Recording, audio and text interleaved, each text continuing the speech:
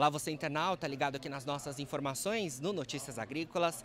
Nós damos sequência à nossa cobertura aqui durante o Cana Summit 2024 em Brasília para falar com Enio Fernandes, consultor da Terra Agronegócios. Por aqui a gente falou com o Enio sobre as oportunidades que têm surgido ao longo dos últimos anos relacionadas ao setor sucroenergético e às bioenergias de um modo geral, como por exemplo investimentos relacionados a usinas de etanol de milho. E ele falou também para a gente um pouco mais sobre investimentos ligados a esse setor lá dos Estados Unidos e que podem espelhar o cenário aqui no Brasil. Veja só a entrevista completa. São enormes as oportunidades. O Brasil é um berço de oportunidade quando eu olho para o mundo. Você tem necessidade de produção maior de alimento no mundo, porque as populações com menores rendas do mundo estão crescendo a sua renda, então demanda mais alimento. E as economias ricas do mundo precisam de energia. Então o Brasil pode suprir tanto energeticamente o mundo, como na questão alimentar, pode trazer segurança alimentar. Fazendo tudo isso, respeitando o meio ambiente. 48% da nossa matriz energética é reciclável, é renovável. Ou seja, você produz energia, produz alimento que é altamente demandado no mundo e ainda consegue fazer isso usando energia renovável. E você tem N oportunidades, CBio, biodiesel, etanol de segunda geração, açúcar. Quer dizer, você tem um leque a ser explorado enormemente.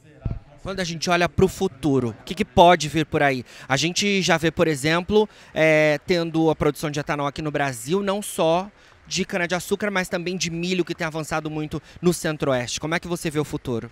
Eu sou extremamente otimista com biocombustíveis. Nos últimos meses, 18 meses, 26 novas plantas de biodiesel foram inauguradas nos Estados Unidos, mostrando a força do setor de biocombustível. Nós estamos discutindo a descarbonização de várias matrizes. A aviação é uma, o transporte marítimo é outro. Tudo isso vai demandar esses biocombustíveis que o Brasil é pródigo em produzir. Outra coisa que é muito interessante é o seguinte: se você pegar, hoje nós temos 8 bilhões de habitantes. Em 2050 nós vamos ter 10 bilhões de habitantes. Mas somente 10 países vão crescer a população. Desses, somente os Estados Unidos, que é a economia mais evoluída, vai crescer. As grandes economias, os países evoluídos, não vão crescer a população.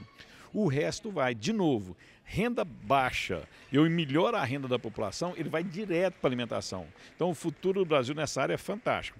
Quando eu olho as grandes nações do mundo, o futuro nosso também é promissor, porque eu preciso de energia. Eu preciso do SAF, Safe Aviation Fuel, que é um querosene derivado do etanol, que eu consigo descarbonizar a aviação.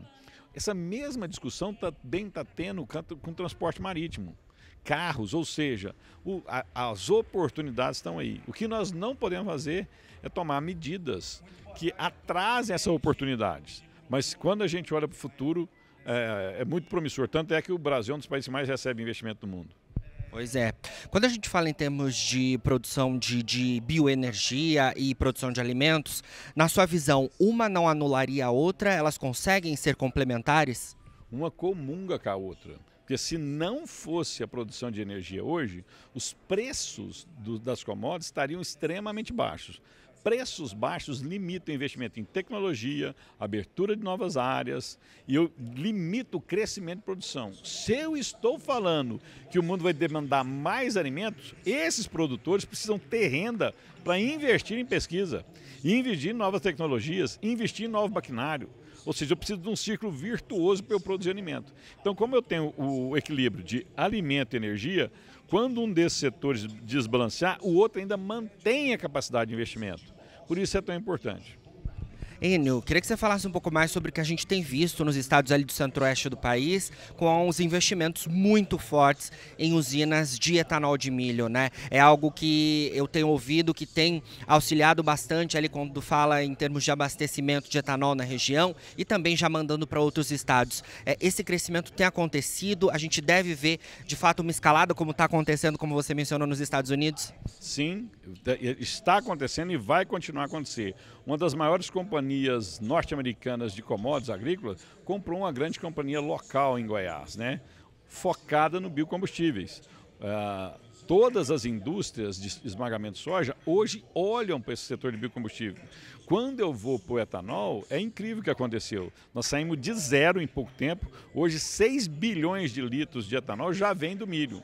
E o mais interessante, para eu produzir energia, biocombustíveis, eu tenho que esmagar esses produtos. Eu tenho uma grande quantidade ou de DDG ou de farelo. Se eu oferto muito DDG, muito farelo, o preço desses ativos cai e favorece a economia da proteína animal, aves, suínos, bovino e ovos. Ou seja, eu fecho o ciclo, produzo energia, produzo alimento, reduzo o custo de produção do meu alimento e ainda ajudo a cadeia da proteína animal. É fantástico as oportunidades que nós temos. Vocês vão ver nos próximos anos um crescimento absurdo nos investimentos em biocombustíveis. Para a gente finalizar, Enio, de fato que a gente tem visto de sinalizações em relação às propostas que vêm, né, sendo discutidas ali na Câmara dos Deputados e também no Senado Federal, vão nesse sentido de aumento da mistura, né, maior demanda por biodiesel, maior demanda por etanol anidro na gasolina, porque há essa intenção de aumentar a mistura. Eventos como esse são importantes para essas discussões e para a gente conseguir enxergar o futuro desse setor? John, você foi preciso, vou explicar por quê. Nós estamos falando aqui de oportunidades, ou seja, tem muito dinheiro sobre essa mesa. Aonde tem muita oportunidade, tem extrema competição. Então, eventos como o Cana Summit, que traz informações aos produtores, que traz gestão aos produtores e conexões políticas aos produtores, é extremamente importante. Eu preciso preparar esses produtores para adentrarem nesse mercado competitivo. Vai ter oportunidade? Vai, mas vai ter concorrente querendo essas oportunidades, tanto aqui dentro como lá fora. Alguns setores já estão olhando o agro com outra visão. Você está vendo grandes companhias agrícolas plantando 600 mil hectares, 400 mil hectares, 300 mil hectares, ou seja, o jogo está ficando cada vez mais competitivo e não sobrevive produtor sem informação e informação de qualidade. Canais que nem o Notícias Agrícolas, encontros como o Cana Summit, vários encontros que a gente tem ao redor do Brasil, tanto na área de soja, milho, suíno, é extremamente importante para preparar os produtores. Continue ligado, porque nós seguimos aqui no Cana Summit fazendo a cobertura deste evento realizado pela Orplana.